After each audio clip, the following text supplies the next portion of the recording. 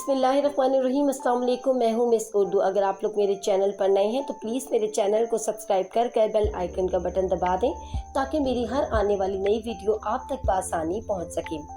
आज की कहानी अल्लाह का जिक्र। मौलाना रूमी फरमाते हैं कि एक सूफ़ी बुजुर्ग अल्लाह की जिक्र में शब बेदारी कर रहा था। वहाँ उस वक्त शैतान भी मौजूद था।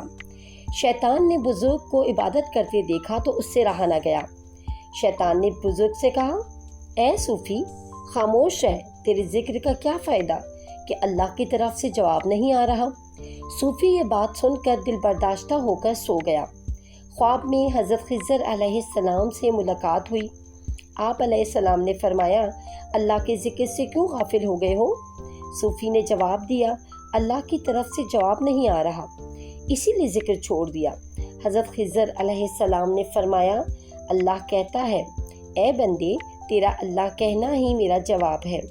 जब तक तेरा पहली बार अल्लाह कहना कबूल नहीं होता उस वक्त तक मैं दूसरी बार कहने की तौफीक नहीं देता।